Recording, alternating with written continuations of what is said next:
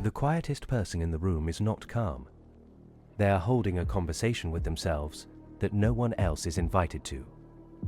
Every word they do not say has been tested against 3 possible futures and discarded. Too risky, too revealing, or too true. The silence others mistake for peace is a negotiation.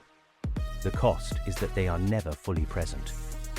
They are always a step ahead, preparing for the version of you that might turn hostile, the one that might leave, the one that will use their words against them.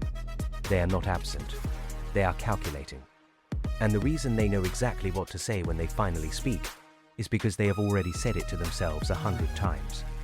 You are thinking this is a sign of intelligence. That thought is the protection.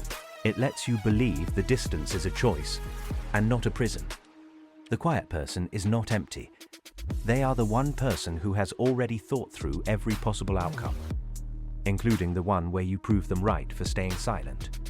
You thought of someone else just now. That is the protection working. This pattern does not begin in adulthood. It begins in environments where speech had consequences that could not be predicted.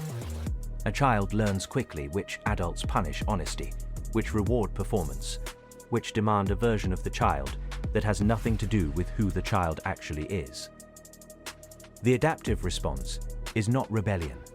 Rebellion requires a certainty that the environment can survive the child's truth. The quieter response is more durable. The child begins to split their experience into 2 channels. There is what happens, and there is what they say about what happens. The gap between these 2 channels widens over time. By adolescence, the internal conversation is richer than any external one. The teenager has practiced entire arguments, confessions, confrontations in the safety of their own mind. None of them reach the air. This is not shyness. Shyness wants connection and fears rejection. This pattern has already decided that connection, as offered by the world, is not worth the exposure. The teenager is not hoping to be drawn out.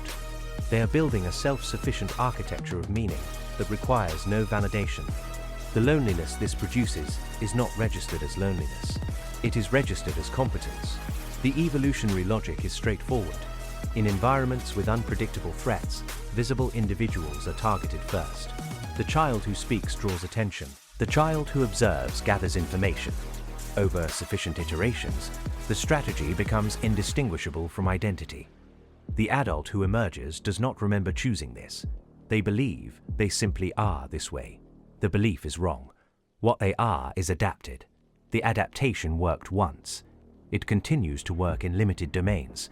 The problem is that the adult now inhabits environments where the original threat no longer exists, but the scanning behavior persists. They enter rooms and immediately assess who is dangerous, who is fragile, who might demand something they are unprepared to give. This assessment happens beneath awareness. They experience it as intuition, as social intelligence. It is vigilance, and vigilance is exhausting. You have already applied this to 3 other people. That is the mechanism protecting itself. Watch what happens in a meeting. The quiet person receives information that contradicts what they know. They do not correct the speaker. They note the error. They calculate the cost of correction. They imagine the defensive response, the escalation, the political consequence.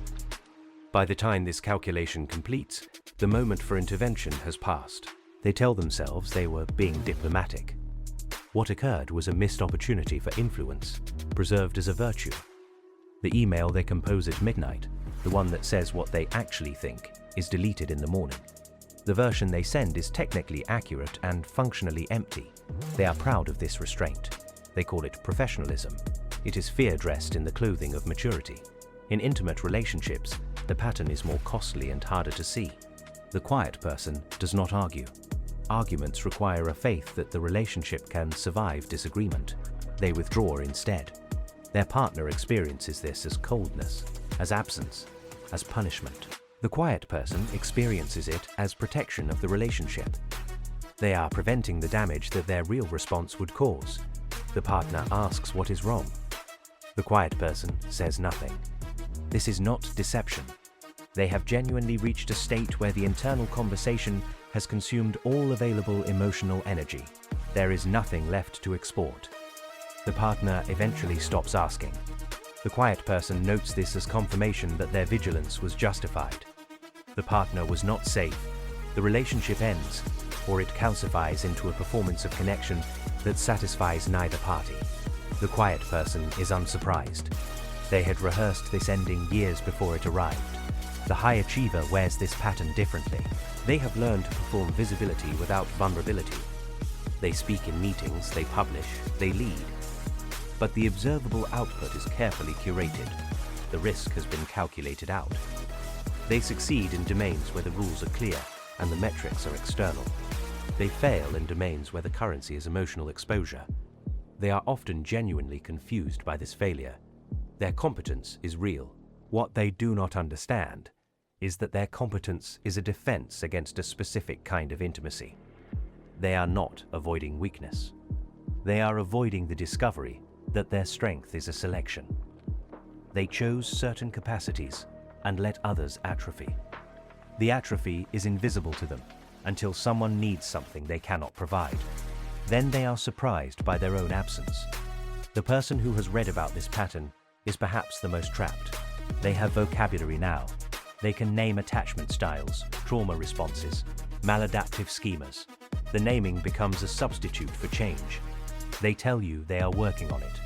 They mean they are thinking about it. The thinking is indistinguishable from the pattern itself. They process aloud without ever reaching execution. The insight becomes another layer of the prism. They believe awareness precedes change.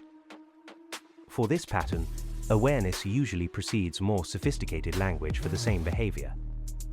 The change requires something awareness alone cannot provide.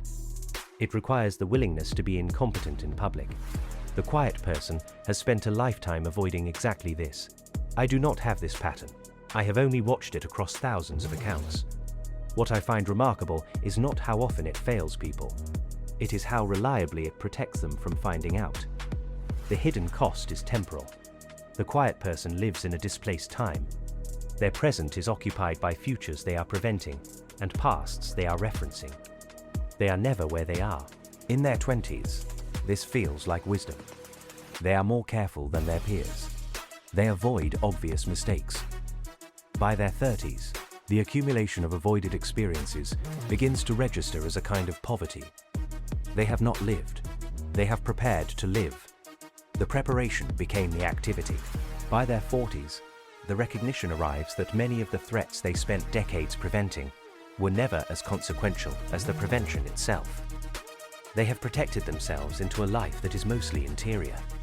The few people who know them well know a curated version. The version that needed no protection. The real self, the one that formed in childhood and never found expression, exists only in internal dialogue. It has never been tested against reality. It has never had to adapt. It remains young and frightened and convinced of its own correctness. The late recognition is the hardest. It typically arrives after a significant loss, a death, a divorce, a collapse of the professional identity that justified the retreat. The quiet person sits in the aftermath and understands that their vigilance purchased survival at the cost of presence. They were never fully there. They were always calculating the exit. The people who loved them experienced this as withholding. The quiet person meant it as preservation. Both descriptions are accurate. The grief that follows is not for what happened. It is for what did not happen because they were not present enough to allow it. Awareness rarely dissolves this pattern. The mechanism is too deeply wired, too thoroughly validated by early experience. What awareness sometimes permits is a single choice in a single moment. The word spoken instead of withheld. The risk taken instead of calculated away.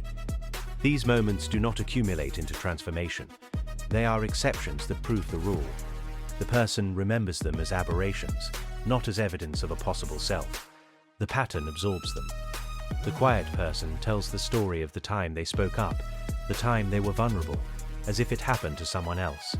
It did. It happened to the self that emerged briefly before retreating again. The rare exception occurs when the pattern becomes physically unsustainable. When the body demands presence through illness, through exhaustion, through some breakdown of the system that supported the vigilance.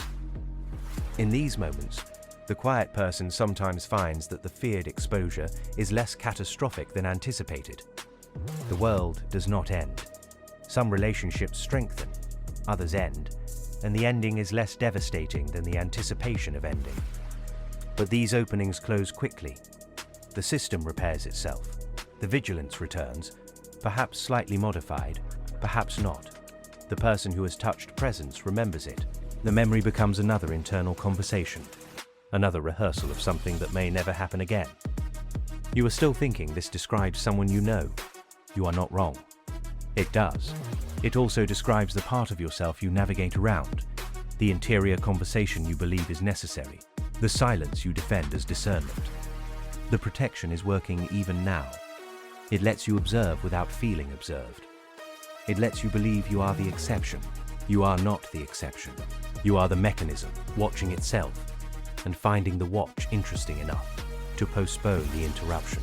The quiet person is not waiting to speak. They are waiting to confirm that speaking was never safe. Every interaction that passes without revelation is data. Every relationship that ends without exposure is validation. The prison is not that they cannot speak. The prison is that they have become so skilled at not speaking that they no longer know what they would say if the conditions were finally right. The conditions are never right. The self that would speak under right conditions does not exist. It was never allowed to form. What remains is the calculation, the rehearsal, the exquisite management of a self that presents successfully and connects barely at all. They are not dangerous to others, despite the title. They are dangerous to themselves. They have perfected a way of being that prevents the very thing they most need. And they have called this perfection wisdom for so long that the word has lost all other meanings.